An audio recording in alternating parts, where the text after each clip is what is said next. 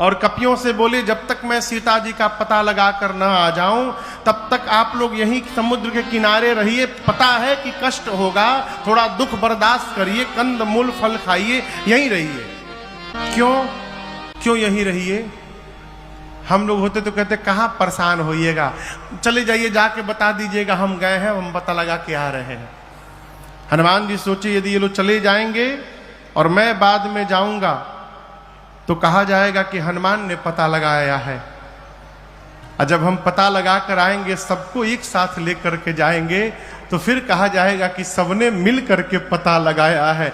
इसलिए कहे जाइएगा मत, यहीं रुकिएगा। इसका एक कारण और भी है। हनुमान जी सोचे, सुग्रीव जी ने कहा है खाली हाथ जो आएगा वो मेरे हाथों मार दिया जाएगा। कहीं ये कपि लोग लौटे और सुग्रीव खाली हाथ देखे इन लोगों को तो कुछ सुने बिना कहीं मार ही ना दें, इसलिए कहा कि जब तक पता लगा के आना जाऊं आप लोग जाइएगा मत। ये प्रसंग कहता है श्रेय बांटिए। क्या बांटिए?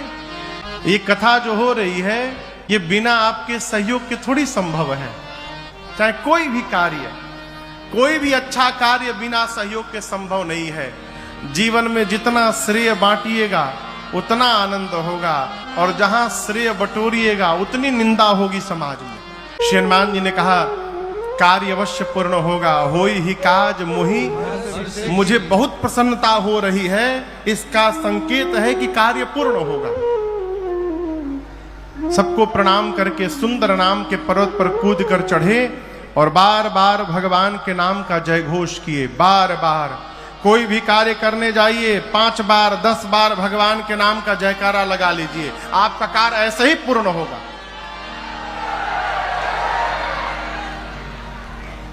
जय घोष करके हनुमान जी चले हैं। हनुमान जी चले तो हनुमान जी के चलने से पाताल तक कंपन उत्पन्न हो गई। पाताल तक सब कुछ कांपने लगा। क्यों? ये गति का सिद्धांत है। आप में से वो जो लोग गति के सिद्धांत के बारे में पढ़े होंगे, न्यूटन ने गति के 3 सिद्धांत दिए। उसमें जो तीसरा सिद्धांत है थर्ड लॉ ऑफ मोशन, उसमें न्यूटन कहते हैं to every action there is an equal and opposite reaction. प्रत्येक क्रिया के बराबर विपरीत दिशा में प्रतिक्रिया होती है। हवाई जहाज आगे बढ़ता है तो वहां भी गति का तीसरा सिद्धांत है, जितने वेग से वो पीछे थ्रस्ट छोड़ता है उसी वेग से आगे बढ़ता है। ठीक ना?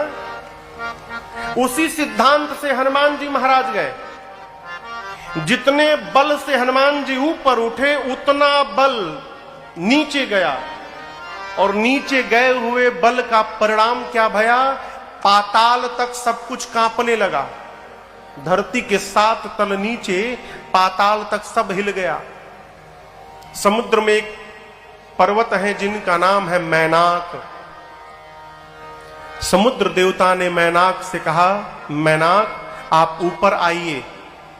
ये जो ऊपर आकाश में जा रहे हैं ये राम जी के दूत हैं, हनुमान जी। मैनाक आपके मित्र पवन देव के पुत्र हैं, तब से उड़ रहे हैं। यदि आप ऊपर निकल आइएगा तो हनुमान जी आपके ऊपर थोड़ा विश्राम कर लेंगे।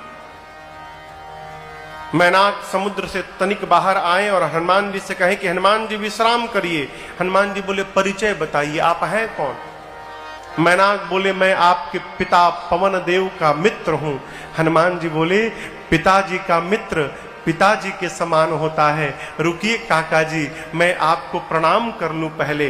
हनुमान ते ही परसा कर, हाथ से स्पर्श किया, पुनि कीन्हा प्रणाम, और बोले विश्राम राम काज कीन्हे बिनु मोहि कहाँ विश्राम।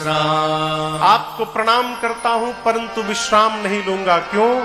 जब तक भगवान का कार्य पूर्ण नहीं कर देता तब तक मैं विश्राम लेने वाला नहीं हूं। प्रणाम करके चल पड़े।